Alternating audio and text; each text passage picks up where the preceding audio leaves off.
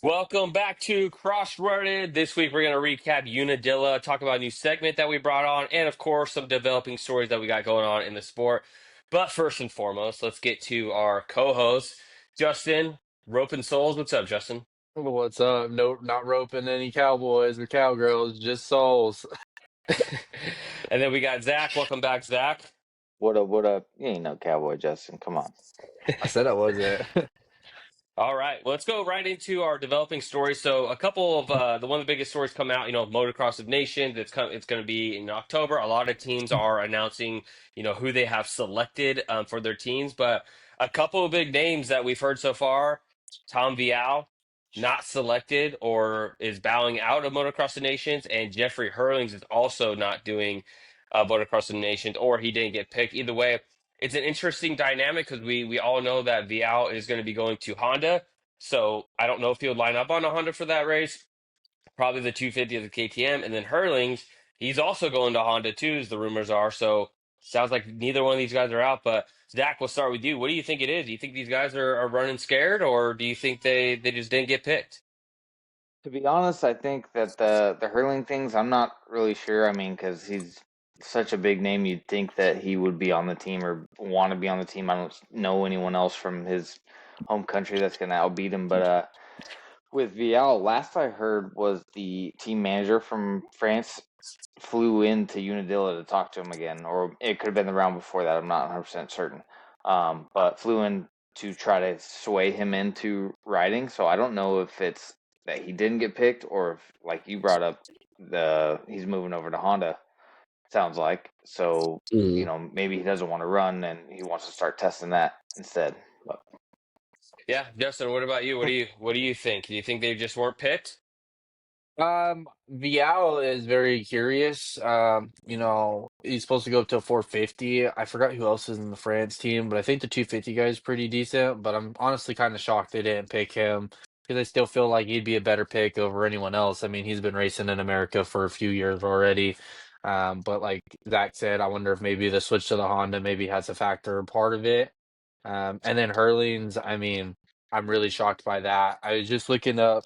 So I was looking at, and it looks like something on how Hurlings wanted to be on the team, but it seems like he was just left out, and he's going to be a reserve rider. So that's kind of Hmm? weird that they went out there, but they got a pretty solid squad. So it'd be interesting. And who knows? Hurlings probably would have got hurt before Mxon Nations anyways again. So Yeah. Obviously, we know VL is healthy. He's riding. Hurlings, he's been out racing too. So I mean, they're both healthy. So it's not like they're injured by any means to not make it. But at the same time, we've seen this before, right? Whenever we go overseas, some of our top riders, choose not to go. Deegan, for an example, hasn't gone the last two opportunities he has. But to me, I don't think it's going to matter. I think USA has the best team out there. And I think they're going to go out there and absolutely and shred the competition. I know Australia's going to be good, but I just think Kyle Webster on the 250 is just going to be kind of their downfall. There were rumors that Jet might race 250 just to go out there and battle Deegs. That'd be cool. Get in his head a little bit at before the Buds. 450 season. No, What? at Huh. MS Motocross of Nations. That would be cool. Oh, I that'd don't think be that will that happen, that would but be dumb for their team score. yeah, but hey, we'll see. It's definitely going to be interesting. Course back here in the U.S. But yeah, I'm stoked for it. But yeah, really surprised that those two big names we're not going to see them. So the other story that I have in here, we hopped on, we saw it just before out in California. We've seen it happening everywhere, right? These local tracks are getting shot down. Homeboy goes in there, middle of the courtroom, starts going on about, hey, if you don't want to hear them where they're allowed, then you're going to hear them where they aren't allowed. And the guy fires up a two-stroke, but it's imaginary, and the guy's fucking burning laps in the middle of the fucking courtroom with Zach. I mean, you're the two-stroke guy, Justin too. I mean, what would you grade this guy's two-stroke? I mean, dude, we've all seen like the pre-mix movie where they're talking to the pros and they make their two-stroke impressions and stuff, right? This dude is straight JV squad, man. I mean, to be honest, like it's such a shame too because that's like such a legendary thing to go in front of the city council and do that, and then to just shit the bed on your two-stroke performance. Like, come on, I, dude. That's something we've been doing since we were four. Friggin' riding PWs and stuff like that, is Yep. making that noise. So just to end it on that is, yeah, he gets a C. I I think the best part is he's running around the freaking city council, like whatever. He's just running up in the middle, running up and down the aisle, acting like he's taking turns and shit. Yeah, But whoever's in charge trying to tell him like be quiet, he just keeps going, and then yeah, afterwards he just goes and he just fucking sits down. yeah. I mean, it would have been nice if he was running past and maybe if he clicked up a gear and you can kind of hear that two stroke, maybe hit Yep. the power band or something Yep. like. But it almost sounds like a goat getting castrated or something. I have a feeling that that black shit that usually comes out of the pipe. He probably Yeah. coming out his ass when he was doing that. But He yeah, got I don't know. spent some packing and everything. Yeah, yeah. But hey, you know what? Props to him. He went out there. He's fighting for the tracks. At least someone is. I know. We're not doing anything about it, but hey, shout out to that guy. Because we don't live in Moto, California. Fuck that Moto's a priority place. out there. Yeah, Moto's a priority. He's doing everything he can. So shout out to him. All right. Anything else? You guys had heard of any other stories that were rolling around out there? The only thing I like seen or anything like that was that clip of that dude. He was kind of heckling Jet when he was coming off the podium, and he was like, Oh yeah. Deegs is coming for you next year," or whatever, and he took a shot and he was like, "How did he just do?" Or Yeah, he's like, what whatever do it you was that he do? said. Yeah. So I mean, that's the only other thing. Like, and it's to his point, dude. It's kind of I understand it. You know what I mean? Like, he hasn't even wrapped up the title yet. He's still not that he's not gonna Yeah. happen. You know, Yeah. it's gonna happen. But just to kind of throw that jab at him, I thought was good. And Dude, what's to even me, I'm better surprised is, Jet even like responded to it. That was after Moto 2. To me, I think Jet would just be like, whatever. But I think Jet's ready for it. I honestly think Jet is excited for Deegan to get to the 450 class already. I yeah, I think think too he's that it's embracing it for sure. I mean, you Yeah. can tell. I mean, you can tell he's kind of excited. Like that's like you said, he's looking forward to it. And I think it's even Well, better he's though beat that everyone Jet. else in the class, Yeah, so he's hoping maybe it'll be a little bit more competition. yeah, and with Jet saying like clapping back, it's like it was even better that it was Jet's teammate that beat Deegan. It was Shimoda Yeah. went yeah. out there and went Yep. 1-1. Yep. And That's yeah, true. I kind of think that Jet, like when he does that, like to you said, you kind of hope he's a good enough competition for him when he moves up to the 450s. But I'm kind of thinking the opposite. I think it's Jet saying like, "I'm gonna smash this kid. Like I'm excited for Undercross, so I can smash this kid and shut everyone the fuck up." Like, It's like when that JV guy's coming up to varsity for that first football hmm practice, and he's like, "Oh, I'm ready to get some," and he gets taught a lesson real quick. Yeah, and hey, after how this last weekend went, we'll get into it a little bit later. But I mean, Jet rides with Shimoda all the time. I mean, I'm sure Jet is putting it to Shimoda, and after what Shimoda did this weekend, and I'm sure Jet's probably not worried about anything right now. Um, but all right, the next portion that we're going to, something that we're excited about, we are going to launch the WORCS segment starting this week. They are returning after their long break, heading out to Cache Valley. Something cool about this series, if you're not familiar with it, so it's kind of a combination of motocross and desert racing. The three of us have all competed in it. It's really cool. These pros are badass. They do 2 hour motos, and they even put in pro sections. They used to have Lake Havasu where they were literally going through the middle of the river, not the middle of the river, going through the river, and as part of the track. So we're definitely looking forward to this segment. We're going to be partnering up with WORCS, get some of their top riders on as well, just for them to give us an idea of what it's like out there. And some of them, the defending champ Dare, he's raced both. He's raced motocross and Justin. What are you giggling at? Dude, I just Jesus. God. But yeah, so we're excited to get those guys out here and kind of talk to them. But looking at the 450, we'll start with the 250 pro points. Mason Semen, he's got a 30-point lead. He's really dominating this field here. And then Dare, he's got a 3-point lead heading into this weekend over Tyler Lynn. But Zach, we'll start with you. I know you're a big Works fan. What can you tell our followers about Works and why they should kind of tune in and see what it's about? WORCS is one of the premier West Coast off-road racing series, like you said. So it's a mixture of the moto and the off-road stuff. I know a lot of guys, like especially me, we don't live anywhere near a full-on motocross track that's open for more than a couple months a year. So I do a lot of off-road riding myself. It's very fun to compete from all age levels. My daughter raced at 5 years old. So there's all different age levels, all different, you know, um, classes that you can enter from beginner all the way up to pros. Hmm. And it's a great thing to get your kids around. So everyone should be tuning in, checking it out, and growing that style of series between works. And picking it back up to what it used to be when we were kids and going through it. Yeah, and Justin, we've done it even at the amateur level. I mean, there's still 1 hour long races too, so it's more of an enduro race. But to me, my favorite thing, I just love the combination of motocross and desert. I mean, we've seen him run Glen Helen, we've seen him run a couple of NorCal tracks. Like Havasu used to have a track out there. But yeah, Justin, how you feel about this works segment that we're going to be running? Yeah, I think it's cool.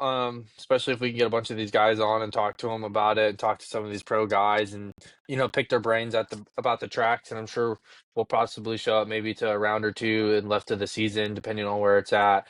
But I mean, this is kind of the closest thing you get to like a GNCC on the West Hmm. Coast.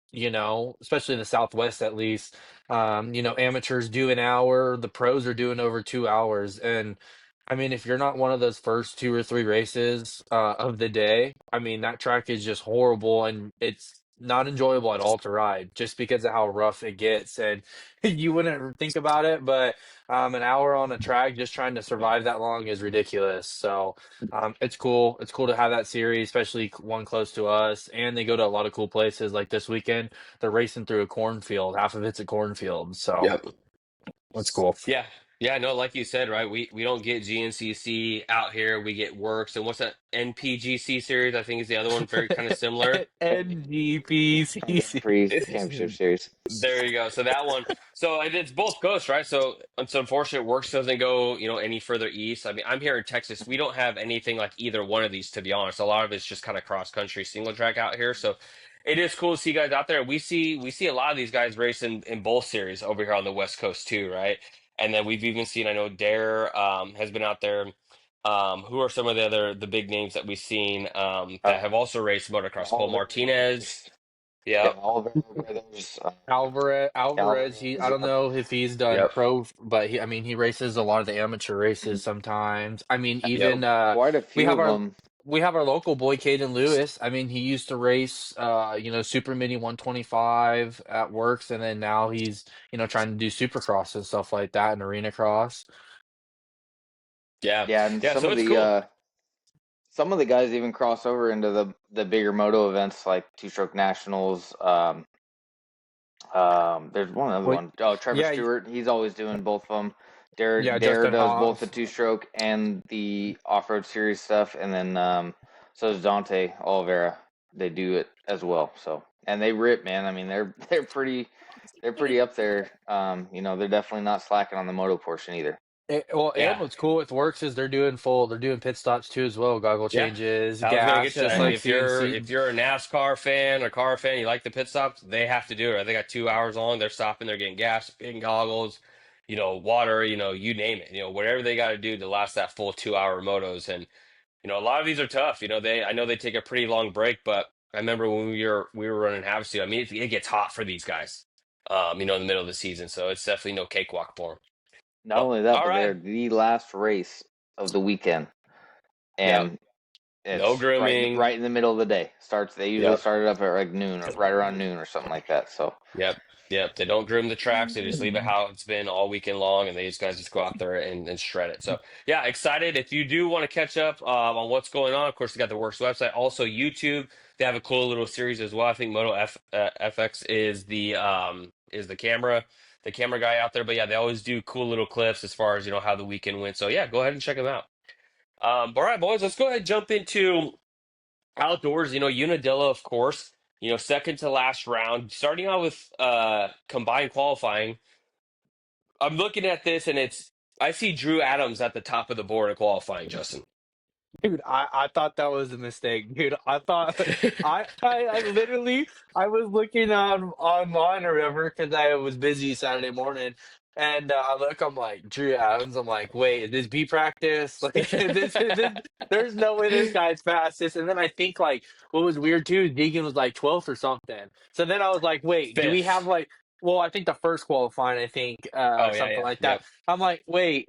I'm like, wait, is this a mutter? Did I miss something? No one's saying anything. Like, but I mean, hey, congrats on Drew to show that. I mean, he can throw a fast lap up there. I think it's his first time they were saying to that track. So, I mean, it's pretty gnarly to go out there and be the fastest guy in one lap. Period. Yeah, exactly. I don't know what PC has found over the last couple weeks, but they got 3 out of the 4 fastest times this weekend. And I Yes. know last weekend they was very much the same. I mean, Hamrick has been running there too, but PC's got something figured out over there when it comes to these bikes. Yeah, Hammaker's been ripping on those fast lap times. I think he has the last two, and then with Drew Adams, yeah, it's I think they've got three, right? Three for three the three or last 3 four weeks. between Adams and Hammaker, right? Yeah, Or Hammaker's gotten three. yeah, yeah. I think But that's right. anyways, yeah. So yeah, when I saw the post of Drew Adams being the fastest qualifier, I was like, man, am I looking at that right? Like, is that the Yeah, right dude? Like, is that's that why I really passed Drew it to Adams? Justin Yeah. because I So wasn't sure. which I wanted to talk on it first. But yeah, I mean, yeah, Hammaker, Beaumer, he got third overall. And, dude, just a weird overall week with qualifying because then you look at Hayden Deegan, fifth, and then Shimoda, which we'll talk about how he looked. I mean, he qualified eighth. So, I mean, a lot of guys just kind of up there. You know what? Let's kind of talk about the Unadilla track before we get into it. To me, I was watching it, man, that track, it looked fast. It looked choppy as hell, and it had some booters. And there's that video that we posted, of Michael Mosman just absolutely hitting the deck dude, hard. But Zach, we'll start with you. What do you Cross-threaded. think of this? Yeah, what do you think of this Unadilla track prep? yeah. I mean, obviously, Unadilla's kind of always that way. It's never, it's not known to be, unless it rains, it's not known to be like super tacky or anything like that. Pretty rocky too. A lot of guys running handguards. Um, yeah, when I looked at the qualifying and everything like that, with Deegan being fifth, Beaumer was I think third, right? Third in Third, qualifying. yep. Yeah, Kind of brings me back to like a West Coast style track, Yeah. especially with Beaumer having a faster lap time. Drew Adams, I think, didn't he grow up in California? So I All the yep. think PC he guys are had, out there. yeah. He's kind of used to that fast paced West Coast style track, so I think that played a part in what we saw. Yeah, and Justin, we were kind of watching some old videos. I think what was it, maybe 2006? We were looking at the track prep you doing it, and it almost looked like a park lot. I mean, it was really hard packed, hardly any ruts, Mhm. super dry and dusty. And we were kind of talking about it, like we see all these injuries and crashes that happen. How much of it do you think is track prep that's causing this? Because if you look back in the day, man, it looks like a highway compared to what these guys are riding right now. I think track prep is huge. I think when you start ripping the tracks too deep, you got ruts for literally around the whole track, and there's no escape. And that's where you start getting a lot of these high. I mean, these guys are full throttle down the straights, but it's like you get any little kick out of a rut or anything like that because they're so deep, you're screwed. You're just going down at 60 miles an hour, and nothing you can do about it. But when they're not, Yeah, tilling it so deep, it allows them to still go fast, but you're not getting those huge rut, foot deep ruts around the whole track, and you can move around. And that's what we saw at Unadilla. I think they did a great job on the track prep. I'd like to see more tracks like it. Because I mean, you're seeing people getting squared up inside, outside. I mean, there was still some good lines.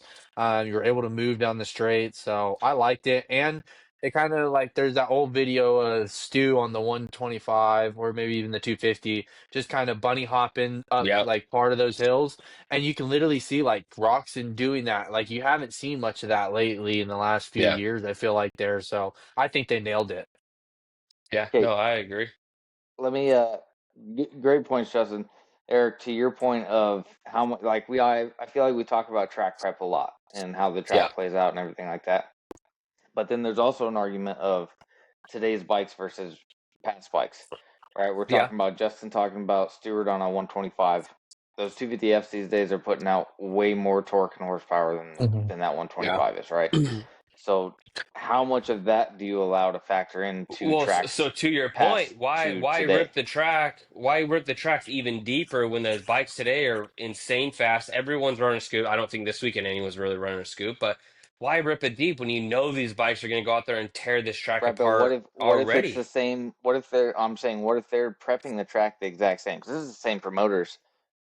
I'm sure they've been doing it the But exact same way for Well, you years look, I upon think years it no, they upon have. was years. You've seen AC. Yeah, I you've think seen over AC years. posted and said, like, look at the difference. Like, look how smooth it was. I You mean, you can could just tell tell just by looking at the dirt.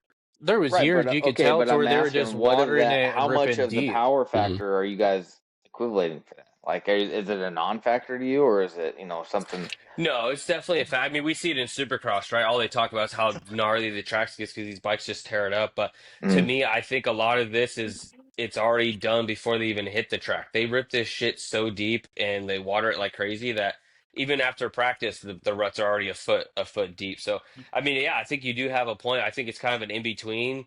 The prep, they rip it really deep and they rip it so that it slows it down. To me, I want to see fast. I want to see these guys Well, haul ass. I want to see them rip, and I think it is a kind of a good combination between the two. okay, but you say you want to see him rip and stuff like that, but I mean, look at what we just saw with Mosman, right? High speed section, dude, fucking wadded up. That's We all. Mosman though. I understand. It doesn't fucking If it was matter though. Forkner, I'd be I saying get the it. same I thing. get it, They but I'm crashed in the I'm just parking saying. lot. You know what I mean? Like also are they ripping the tracks deep to keep the racing slower than wide open down a freaking freeway, especially But think on about Yeah, today's that bikes? if they would have ripped it like crazy deep through that section, we probably have 8 more people doing exactly what Mosman did. or yeah, yeah. If not more. Like, you know how many more people, like how Unadilla, how off camber a lot of the track is, like how many more people probably would have gone down in high speed sections if that was ripped way deeper? Well, dude, we saw guys hitting the deck left and right. I mean, Masterpool crashed like really. The Joe was literally on him, and he fucking hit the deck. There was a few guys that went down throughout the track. You know, So, I saw yeah, Hara broke his collarbone, yep, and then who did Jack Chambers, I think, broke his femur or something yep, like that. yeah. I heard Jet Reynolds broke his leg again, the Dude, same leg. that dude needs to retire, dude. That guy, oh Paul my Styles, god. man. That's I don't I I saw. don't see how guys that are like that can stay in the sport for so long. Dude, mentally, you got to be just, I mean, dude, so yeah. deflating, dude. Every time you're on literally, I feel like every time Jets, within 2 weeks of being back on the bike, he's hurt again. His whole career.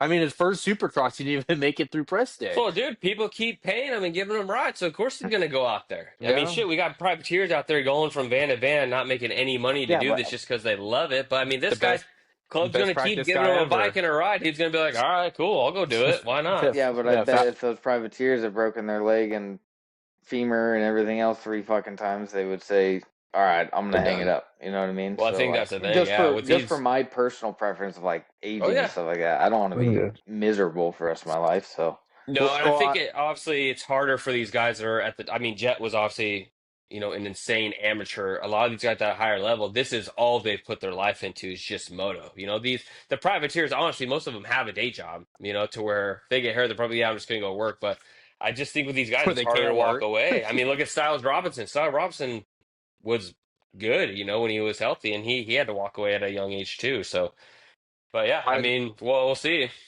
I saw a video of it was like Jet Reynolds and Jet Lawrence on 65 and they're battling and Jet's leading and shit dude, like halfway through the clip, Jet tucks the front dude and then rolling down and Jet Lawrence goes right on by. I was like, Jet Reynolds been doing this since a kid. Yeah, some guys can't escape it. They're just crash prone. Mosiman, for example. Yeah, they can't get out of their own way. All right, well, let's go into the racing.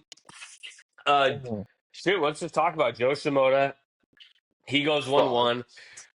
He wins This Moto is a 1 big fight. by 45 seconds. Absolutely smokes the field. But Zach, to you, where do you fall on Shimoda? Do you think that he's just gotten so much better, or is this just another Joe Shimoda ride? There's no pressure. The title's already wrapped up. Deegan, maybe once that guy got out, you just kind of settle in. But where are you at? Do you think no, this is legit? Shimoda's going to have this speed going forward, or is it say to the season we see this all the time with Joe? It's so hard to tell because like I feel like he's been super consistent this year as far as Hmm. being up at the front of the pack for the most part, which in years past, especially when he was on PC, it'd be like the last round or the last 2 rounds or something like that. He showed some speed. Um, so it's so hard to tell if it's gonna be him moving forward from now on, or if it's just one of those Joe rides. Right. But I will say he put an absolute whooping on everybody, and Oh yeah. that was it's an impressive ride when you see it either way. But I can't tell for sure if it's going to be him from now on or what. Yeah, Justin. I mean, don't get me wrong. Shimoda's definitely gotten better. He's definitely gotten faster. Deegan had nothing for him all day long.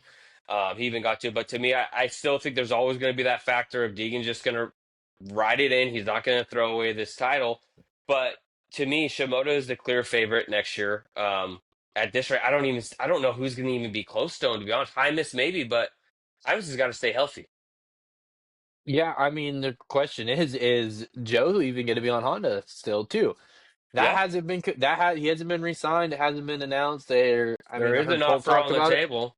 Yeah, I know Pulp, and they said I mean, they're like, what the heck? They even asked Jed about it. So, that's almost the first question. Is he going to even be back? Because, I mean, if he moves to a new bike, who knows what could happen. But if he stays with Honda, he's got to be the favorite.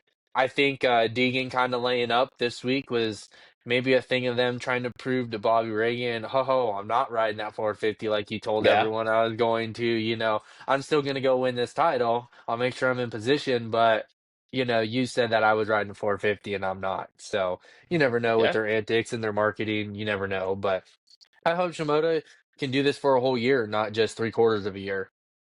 Yeah, now the question for both of you, Justin, we'll start with you. How much do you think Joe Shimoda at 450 is kind of weighing on this decision of whether to sign with HRC, right? I mean, because by the looks of it, there's not going to be on spot 450 Honda unless they just go with three 450s. But how much of a factor do you think of Joe's thinking, like, hey, I want to go somewhere, but I want to make sure I have a clear path to a 450 rider? Right now, HRC, I don't think there is one.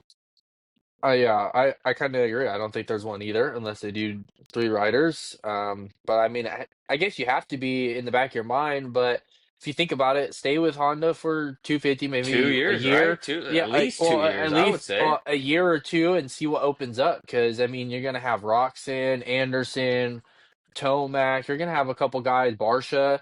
There's gonna be factory rides opening up in the Yeah, next few years because the guy's retiring, or you never don't want to say it, but injuries always play a factor too. There might be another injury or something like that that a ride opens up. We got new manufacturers coming in, so you never know what could be coming in. Or so.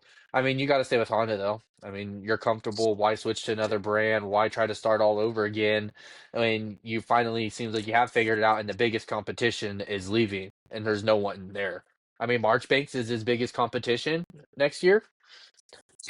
yeah, I mean, yeah, exactly right. And who knows if anyone, I mean, a few weeks ago, CJ kind of talked about, right? When Dia leaves, a lot of these guys are going to get elevated and think that they have that chance to win now. So who knows? Maybe we see some guys step up. But yeah, I'm with you. If I'm Joe, I'm staying with Honda. I'm still going to be their number one 250 guy. I'm going to go win two Supercross titles, two outdoor titles, and then jump to the 450s. Maybe go a little RJ, route. Like you Hmm. said, because I mean, by 2027, there's going to be a lot of rides open. Not to think, Triumph is going to be developed. We're going to have Ducati that's going to be out there too.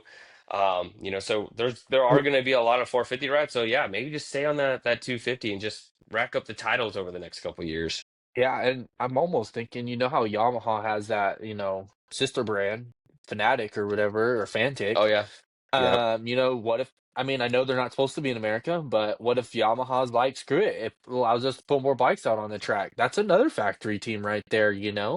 So there, you never know what could be happening in the next few years. The last 3 years of our sport, we've had what, three, four brands introduced yeah, between, at least in moto, like Beta, Triumph, yeah. and Ducati, they've all been around for years. But I think it's good for a sport. I mean, more factory rides we can have, the better. Yeah, and speaking of Fantic, Fantic has more overalls in MXGP than even Yamaha does. So Yeah. even the fake Yamaha is performing better than Oh, Yamaha riders over it's there. it's So it's a who Yamaha. It's knows? just got a different different plastics on it. Yeah. All right. The next topic I have here, Dudney, he made his pro debut. Kind of quiet, right? He Impressive. wasn't at he wasn't at Loretta's, right? I think Hmm. he was just hurt, came back that, but then he You showed up couldn't the qualify combine, for it. won a moto. Yeah, and then he shows up this weekend, and I mean, really impressive ride. He ends up going, shoot, where's it at? He goes 7-13, so top 10 that first moto for 11th overall.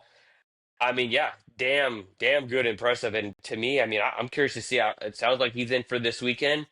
And then I don't know, I guess we'll just see him in futures at Anaheim. But yeah, I mean, damn good, impressive ride by Dudney there. I mean, honestly, that may be one of the better rides to start for the whole year. behind J Yeah, Mart, behind J Mart, whatever Deegan's done. I yeah, mean, and maybe even the Mosman in the beginning of the year, but I mean that he just beat Thrasher's, I think, best. Pierce's best. I don't think yep, Anstey hasn't been back yet this year, but I mean this kid as a rookie, he's coming out here and showing that he proved. And it wasn't like we see these rookies all the time, do one moto and then the second moto they're like 28. It wasn't that. yeah. He backed it up with two top 15s. The first moto he was running like fourth or fifth for well Yeah. over half the moto. And that whole pack was really close. It wasn't like it was a huge separation from fourth through 10th or whatever it was. Right, yeah. And then on the opposite side, another debut that did not go very well, it was actually pretty surprising, was Cole Davies. I mean, he makes his debut. He doesn't score any points. Now, we've heard that he's not an outdoor guy, but shit, I've seen the guy ride Supercross. You can't tell me he's this bad at outdoors, but he goes out and he does 23-23, doesn't get any points, he even gets beat by Daxton Bennick, which is really surprising. But to me, some of this kind of tells me maybe he came back a little too early, maybe jumping the Hmm. gun. But at the same time, we talked about this last week. This is what SMX is doing, right? I don't know where he stands in the points. We could probably pull up and see, but he's getting out there. He wants to try to earn points, but even this, he still doesn't earn points for SMX. So to me, I don't think he's this bad outdoors, but maybe they just jumped the gun a little bit returning from this injury. Well, that's what my first point when you brought up Davies being out there early. It's 100% SMX. I think last week he was before the race started, he was sitting he was sitting I think 20th or something like that. So he was literally on the bubble to make it in. So yeah, it was huge. Right now he's 19th. Yeah. So he's barely in. So I think it's 100% the reason why he came back, which, like you said, SMX is kind of bringing some of these guys come back in. So I don't know why, you know, I know we do complain about it, but at the same time, it is nice to see some of these guys come back earlier than later. Yeah, I mean he's automatically in, right? Because he won her overall in Supercross, right? So that's an automatic Oh, bid. I keep forgetting about that. But to me, like yeah, like 19th, like he obviously doesn't have much of a shot, at winning the title. But yeah, I know I agree. It's cool. We'll talk about the 450s and who we saw return this weekend as well to try to get some points. But yeah, whether you're a fan of the SMX format or the tracks or anything like this, the one positive that's coming from is that it's forcing these guys to go right outdoors, go try to get some points, and kind of keep an eye on it. Not only that, like it's starting to get pretty close. Like you said, there's a few guys that are on the bubble that haven't raced any outdoors, and we're gonna see some pretty good names lining up in these LCQs once SMX comes around in September. So yeah, I'm with you. But yeah, to me, it's just really surprising to see the struggles there from Cole Davies. Um, and then Julian Bomare, he had a good ride. He ended up fifth. That's honestly I'm pretty sure that's his best finish over all the whole year. Maybe Paulo was a little bit better, but he goes 6'4". So, but like you said, maybe it was Zach. Maybe it's a tie to the hard pack track. We know he can ride hard pack. We've seen it. He rides out there at Glen Helen Fox. So maybe that was just this kind of track that these guys are just able to ride in, and it's just kind of his specialty.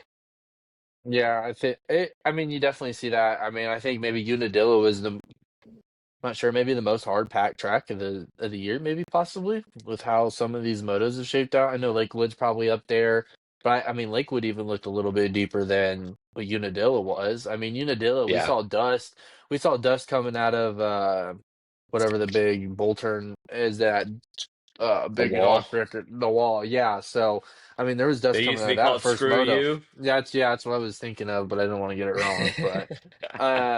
But yeah, dude, there was a lot of dust coming through that section. Like the first moto, I'm like, damn, dude, these guys are just going through their blind, and it looks like one of the cliffs and works you're trying to get up of, and it's just dust. So Yep. Yeah, no, exactly. And then a couple other names in here. So Ty Masterful, he made his return this week, right? Or was it last week? Maybe it was last I week. no, I No, think it it was was this this week, week. right? It was this week. Yeah, So Ty yeah, did make his return. yeah. So he came back. He got ninth in the first moto, 20th in the second moto, of course. Drew Adams, although he had that great qualifying time, he goes 18-12 for a 15th. Austin Forkner, as good as he has been riding, he took a big step back this weekend, going back to 17-14. And then Parker Ross, the man that's been on fire lately, we just heard that he signed a 2-year contract with Bar X. And Zach, I mean, not Zach and Justin, we kind of talked about this. Like, we think that maybe Parker Ross maybe should have waited a little bit. Maybe he would have gotten a better offer from maybe a club at MX, with a great program. But I mean, seems like he jumped on that Bar X, pretty quickly. I mean, he's riding it good. But yeah, I mean, I was with you. I think maybe his stock was getting pretty high. Bar X got him at the right She, time, but maybe he did kind of jump the gun a little bit. Maybe he could have had an opportunity at like a Club MX ride or something along those lines. I mean, that might be the only team that's better than Bar X. 'Cause, I mean, Phoenix Hana probably not, but yeah, I don't know. I think I'm kind of with you. I think maybe he should have waited a little bit to see what else was out there. yeah, I agree, but I think by the sounds of it, I think maybe this kind of was signed when he first signed. I think it was 2 years. Yeah. I think it was, rest of 2025 and then 2 years on top of that. So I mean, in reality, when him coming into the season, we really weren't sitting here thinking, "Oh my God, Parker Ross is gonna be a top 10 guy and beating over half of the factory guys." Right. Yeah. Hold on. Let me Uh, see if I can get Zach back in here yeah, no, I was not expecting you to pop up. twice. Dude, yeah, I'm looking at my own Zach, like, wait, what? It's like this. It's like this That's funny. Spider-Man. It's like the Spider-Man meme where you're pointing at each other. Yeah.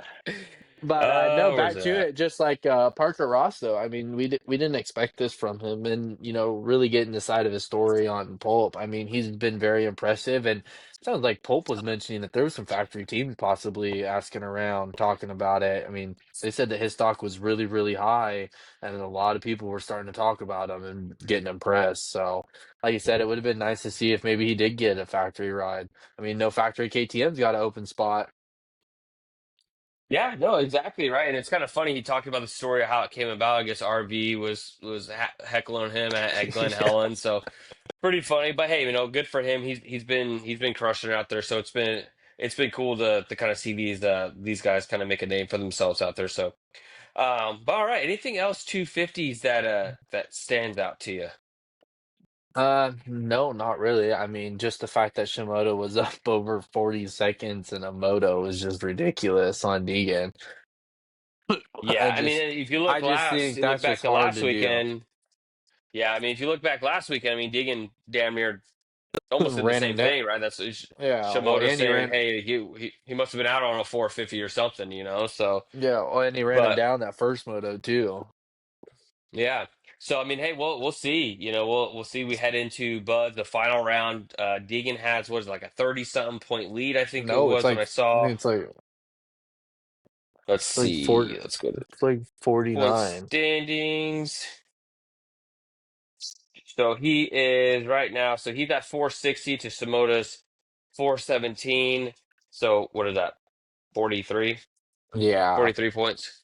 So yeah, he's still got a big lead here. I mean, if Joe happens to go down in Moto 1, Deegan could wrap it up after Moto 1. It's very possible. But yeah, I mean, we'll see how it goes in Buds, but I don't know. We'll see. I have a feeling Deegan's going to go out there and want to win. Win this final round, get the title, get up there on that top spot. But who knows? Shimoda, I mean, he's fired up. He's riding great right now, and I think he's going to have something to say about that. Yeah, All right. it'd Anything be else? interesting, and with him not clinching it, you never know what can happen. I mean, you Oh yeah, never know. That's just like I just don't get that mindset. I mean, it truthfully did look like Deegan wasn't really pushing very hard, and that's what sucks to say. Like I was talking about how they're marketing, and them just not laying up and wanting to wait to do that. And yeah, yeah, so yeah, it's just you never know. You can't be risking it that long. yep. All right.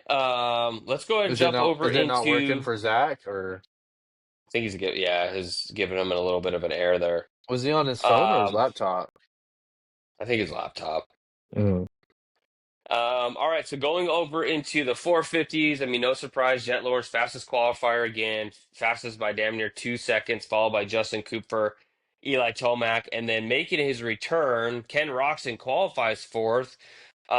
We can kind of go right into Roxon because kind of an interesting, right? Obviously, last week we had the bet between Zach and CJ, who was going to win between Roxon versus Prado, and honestly, Roxon spanked him for the majority of it, but at the end, Prado ends up getting the overall because Roxon ends up, I think he was running seventh or eighth in Moto 2, and he gets tired and he just ends up pulling off, and I think he ends up with a 38. So, Justin, kind of you, like, it was cool to see him come back, but to me, I was actually kind of surprised that Roxon just kind of pulled off second moto and just basically kind of threw in the towel.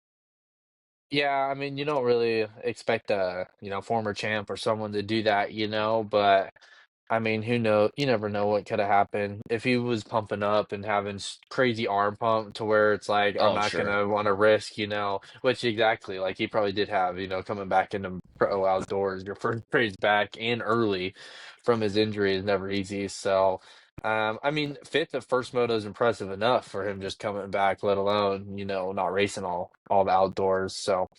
Yeah, I don't know why you would pull off, but the only thing I can think of is his arms were so pumped up that he's like, I'm not going to take the risk. I do not want to, get injured and ruin SMX because there's a lot of money to be won and lost. Right, yeah, no, exactly. But yeah, I agree. He was definitely impressive. I mean, he got a few points, right? So hey, not bad. Not a bad showing there. I wonder where Jet goes is in SMX. I didn't even look at that. I wonder how many points Roxon, that. he's got to be pretty good because he finished all of Supercross, didn't he? So let's see, he's sitting at 288. Oh, so that fifth moto gave him enough points to get above Safachi.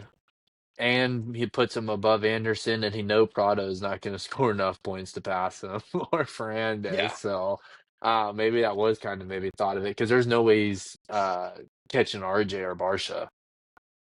Yeah, I don't think he's racing Buds. At least I haven't heard that he's Yeah, racing Buds. no. I mean, shoot, after this week, I mean, maybe not. Maybe just go and just ride and get your cardio up for SMX. Hmm. It's coming up quick. So yeah, I agree. Yeah, Going they over to don't they Jet, get 1 week. They don't even get a week actually. yeah. So going over Jet, I mean, impressive ride goes 1-1. He had some crazy passes that won the uphill past RJ. Um, but yeah, man, I mean, he just looked in true form. Hunter right behind him, 2-2. Honda sweeps the weekend. But the biggest thing, Jet wraps up this title early. I mean, you look at this kid's career where he has an 85% win percentage. If Every more championship that he's raced on a 450, he's won. He went that he's undefeated as a finished. rookie outdoors. So Justin, to you, Jet, do you already put him amongst the greats, the Chad Reeds? Obviously not RC.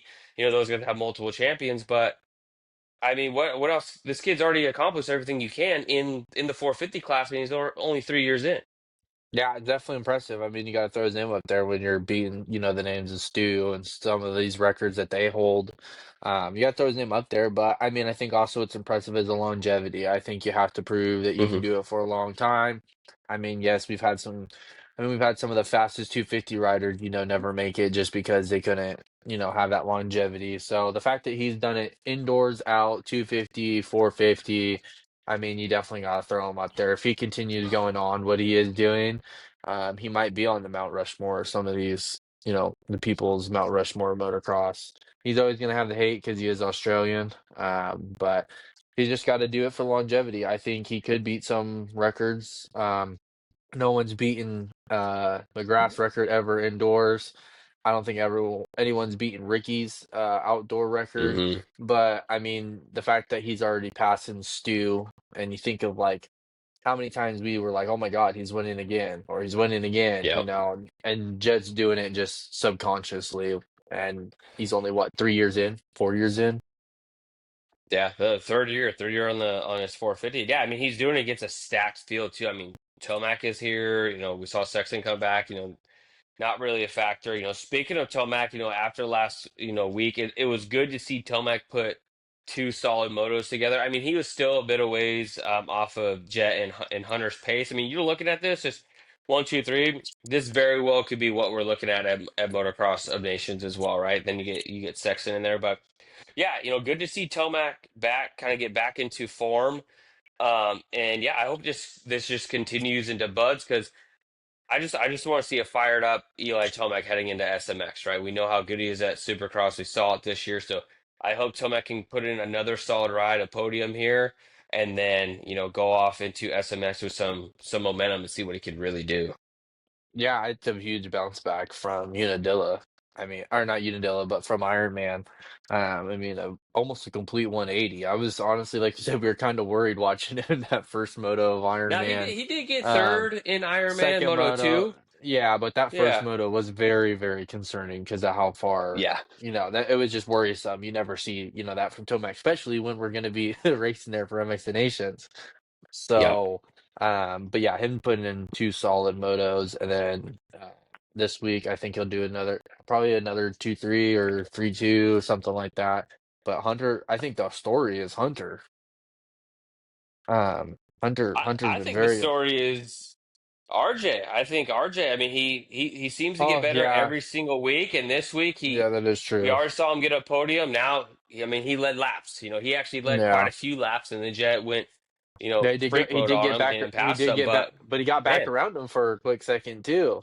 I mean, I yeah, think that was impressive, RJ. Yeah, I forgot about that. I was just thinking of the way Hunter was throwing it in on Jet. He was running it in yeah. deep, and he wasn't scared to be right there and be like, "Hey, little bro, I'm not going to be so friendly all the time. I'm gonna start running this thing in there deep if I got you within sights because I think I can hang."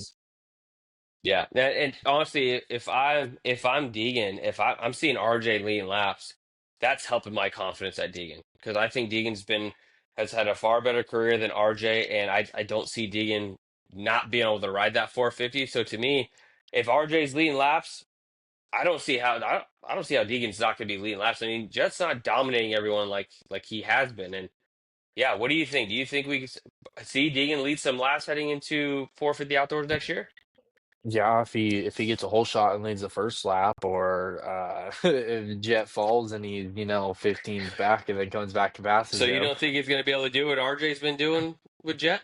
I think the difference with like RJ, I mean, I don't know if it's just maybe the maturity and the age of RJ being older. He has that grown man strength a little bit, and the 450 I think suits RJ's style better than Deegan's style. Deegan's, completely revved out, which he kind of rides it like how Tomac rides, just fully revved Yeah, out. So it'd be interesting to see if that translate. I think RJ's style translates a little bit better than Deegan's style to the 450. Because I mean, I think the leap that RJ's made, we would have never known this unless, like he got on a 450. Because every year on the 250 he was blazing quick, but it yeah, almost seems like he was tapped on his potential just because he couldn't go faster or he was too big for the bike. So I mean, yeah, I mean, Deegan, it's going to be tough for him because I think everyone's heard the noise for the last few years. It's all been Deegan this, Deegan that, Deegan this, and Deegan's been throwing shots at some of these 450 guys, and he better hope he figures his starts out because Deegan has been horrendous on his starts lately. So yeah, he may not even be able to get up to fifth because these guys are just going to be sawing his front tire off and giving him a welcome to the big leagues. yep. Yeah, no, I agree. Another kind of sneaky good ride he's actually been doing pretty good since he got back. Dylan Ferrandis, he goes 7-6 for sixth overall. He Hmm. looks good. He ended up making the pass there at the end. I think it was on Roxon before he pulled off, but yeah, I mean, it's good to see Dylan Ferrandis come back and kind of have some fight in him. Far off from his championship pace, but I mean, this is a guy that can be battling for, 5, 6, 7, week in and week out if he keeps up what he's been doing. Yeah, I mean, we haven't seen Ferrandis like this in a long time. I mean, Hmm. when was the last time he was really running like?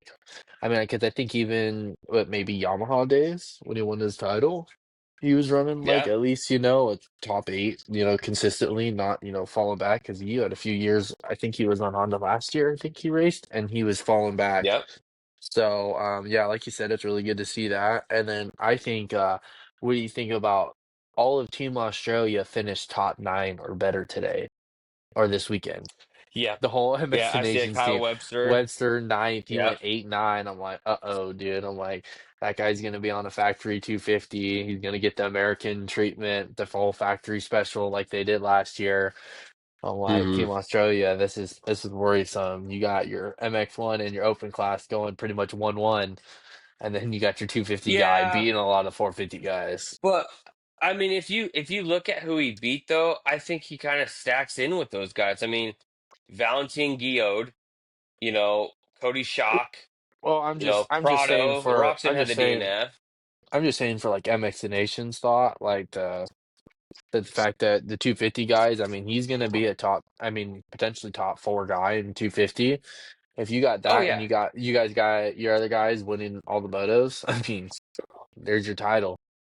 It's a little worrisome yeah. No, for it'll Team be interesting. I mean, USA. it's gonna follow Webster and see how he does, right? I mean, he's gonna be battling against Deegan. They're obviously gonna have one throwaway round between those two. So, but yeah, very impressive ride for him.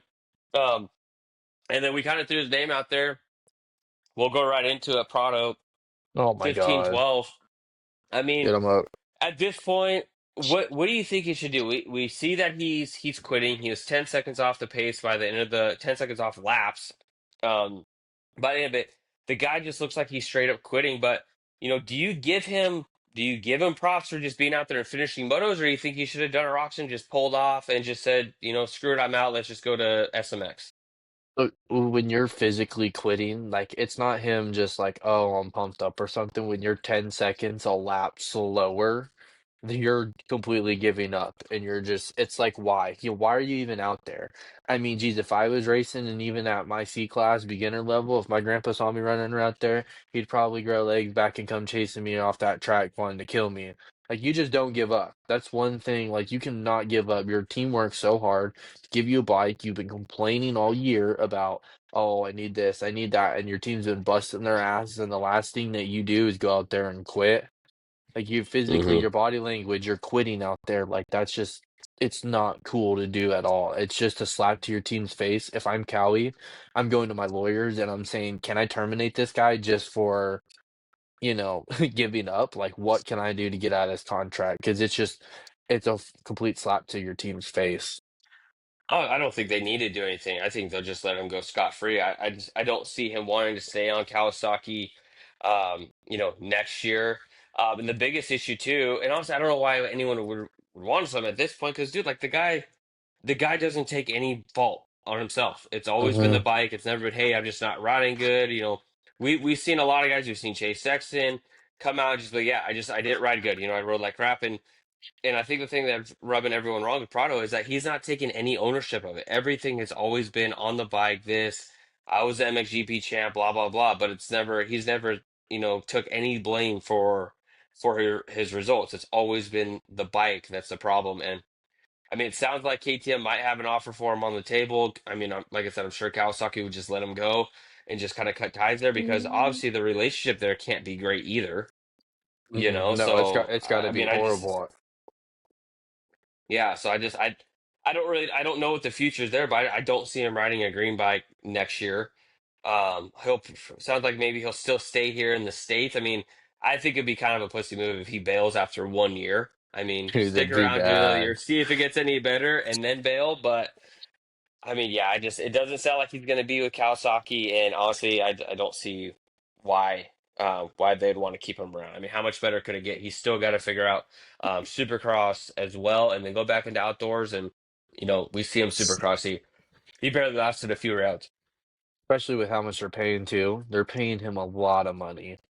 I mean, they went Yeah, on a limb. They went on a limb to get him because they were thought they were getting, the next Jet Lawrence, and I mean, geez, it just completely backfired. I just don't even know what to say. I mean, literally it's the yeah, same shit, different week.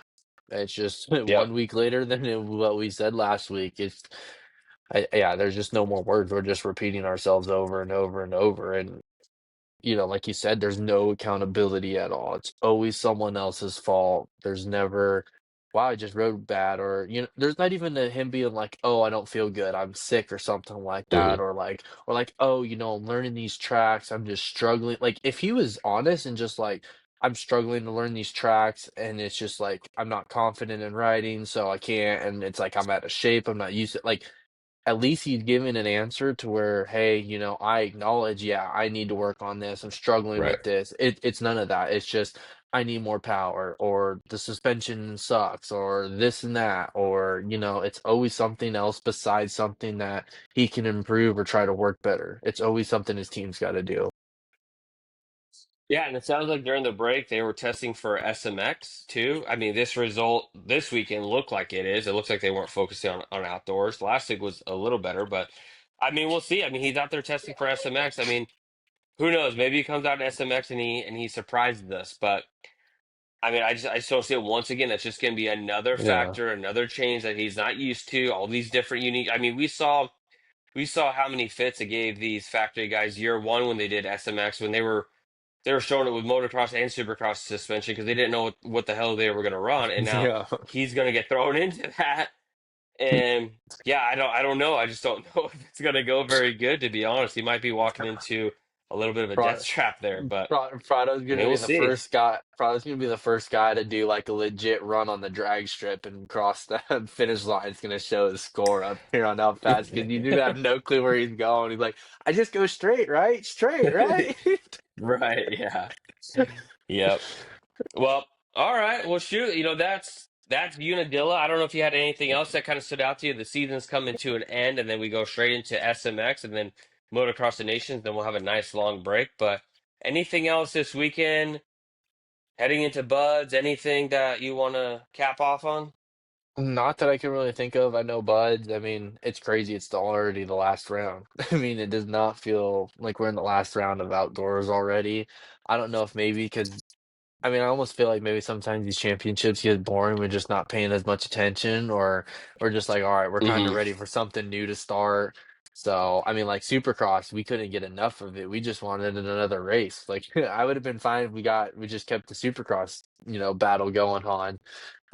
So Yeah. yeah, I'm kind of excited. It's just one every day is another day closer to MX Nations, and I'm pumped on that. I mean, that's gonna be a once in a lifetime trip, and it's gonna be so much fun. And hopefully, when it comes back to America, all the boys can go. That'd be sick. Hey, they signed. I think I saw what was it, 2028. I think they're back here in the U.S. again. 28 and So 31, I think. okay, yeah. So there you go. But So yeah, they'll I be. heard Who knows what that team's gonna look like? I heard 28 is gonna be in Ironman again, but I'm hoping 31 is at Glen Helen. I think That'd be crazy. MX the Nations at Glen Helen again would be sick. Yeah, yeah, it would be.